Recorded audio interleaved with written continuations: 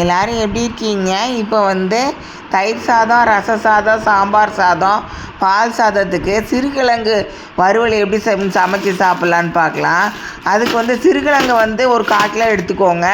அதை ஒரு நல்ல கனமான ஒரு பிளாஸ்டிக்கு இது பேக்லேயோ இல்லை துணிப்பையிலையோ போட்டு இந்த மாதிரி அடித்து எடுத்து அந்த தோலெல்லாம் தன்னால் உறிஞ்சிரும். அதுக்கப்புறம் இந்த மாதிரி எடுத்து ஒரு தட்டில் போட்டுட்டு அதுக்கப்புறம் மீதி லேசாக ஒட்டி இருக்கிறத அந்த கத்தியை வச்சு தேய்ச்சி எடுத்துக்கோங்க. அதில் நாராக வேர் இருக்கும், அதையும் வெட்டி எடுத்துருங்க. அதுக்கப்புறம் தண்ணியில் அதை எடுத்து அதை போட்டு நல்லா ஒரு 5-6 தடவை நல்லா கழுவி எடுத்துக்கோங்க. கழுவி எடுத்துகிட்டு அதை ஒரு சாப்பிங் போர்டில் வச்சு வட்டமாக வெட்டி எடுத்துக்கோங்க. இல்லை சாப்பரில் போட்டு சாப் பண்ணனாலும் சாப் பண்ணிக்கோங்க. அதுக்கப்புறம் நல்லா வெட்டி வச்சதுக்கப்புறம் அதை கடாய் ஒன்று எடுத்து அதில் ஒரு 3 குழிக்கரண்டி நல்லெண்ணெயோ சன்ஃப்ளவர் ஆயிலோ ஊற்றிக்கோங்க. ஊற்றிட்டு கடுகு, உளுந்தம்பருப்பு, வெங்காயம் போட்டுக்கோங்க. அதுக்கப்புறம் அந்த வெட்டி வச்ச அந்த காயெல்லாம் எடுத்து அதில் போட்டுட்டு 1/2 டீஸ்பூன் உப்பு போட்டுக்கோங்க. ஒரே ஒரு டேபிள் ஸ்பூன் குழம்பு மிளகாத்தூள் போட்டுக்கோங்க. அது நல்லா வதக்குங்க. கேஸ் ஸ்டவ்லேயே மீடியத்தில் வச்சு தேங்காய் அந்தளவுக்கு வெட்டி எடுத்து வச்சுக்கோங்க. உங்களுக்கு எவ்வளோ தேங்காய் பிடிக்குமோ அவ்வளோ போட்டு நல்லா வதக்குன்னு வதக்கிடுங்க. மூடி வச்சு நல்லா வதக்குங்க. அப்படின்னா தான் வேகமாக வெந்து வரும். கேஸ் ஸ்டவ் ஃப்ளேம் மீடியத்தில் வச்சுக்கோங்க. அதுக்கப்புறம் இந்தளவுக்கு ஓரளவு நல்லா வறுத்து வந்ததுக்கப்புறம் எடுத்து ஒரு தட்டில் வச்சு அமுக்கி பாருங்கள். நல்லா வெந்துருச்சுன்னா அமுங்கிடும். நன்றி.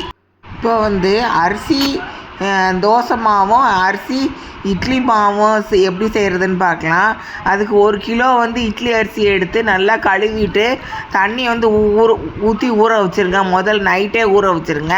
அதுக்கப்புறம் ஒரு 1/2 கிலோ உளுந்தம்பருப்பு எடுத்து அதையும் கழுவிட்டு அதையும் இந்த நல்ல தண்ணி ஊற்றி ஊற வச்சுருங்க. இப்போ அடுத்த நாள் காலையில் அதை எடுத்து கிரைண்டர்லாம் நல்லா கழுவிட்டு அதை கிரைண்டரில் போட்டுருங்க. அதில் ஏற்கனவே கொஞ்சம் தண்ணி இருக்கும், அதை வச்சு கொஞ்சம் நேரம் ஓட விட்டு ஒரு 20 நிமிஷம் ஓட விட்டுட்டு அதுக்கப்புறம் இந்த கரண்டியில் கொஞ்சம் தண்ணியை எடுத்து அந்த தண்ணியை எடுத்து அதில் போட்டுருங்க. அதுக்கப்புறம் 2 நல்லா கையை வச்சு அமுக்கி பாருங்கள். நல்லா அமுங்குச்சுன்னா நல்லா அரைஞ்சிருச்சின்னு அர்த்தம். அதை எடுத்து தனியாக ஒரு கிணத்துல வச்சுருங்க. அதுக்கப்புறம் இந்த தண்ணி அரிசியில் இருக்க தண்ணியை ஊற வச்ச தண்ணியை எடுத்து தனியாக ஒரு கிணத்துல ஊற்றிடுங்க.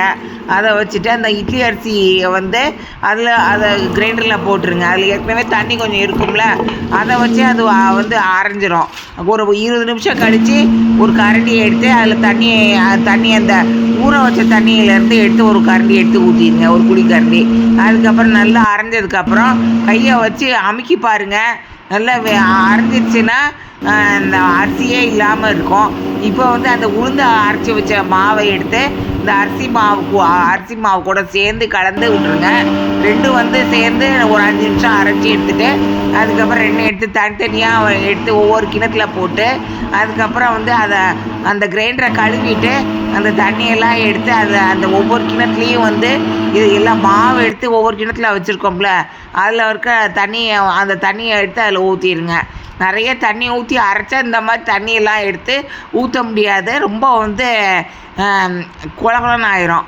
நல்லா கட்டியாக அரைச்சிட்டு அதுக்கப்புறம் அந்த தண்ணியெல்லாம் எடுத்து நிறைய ஊற்றினா ஒன்றும் பண்ணாது. நல்லா கையை வச்சு நல்லா இப்போ கிளறி விட்டுக்கோங்க. நன்றி.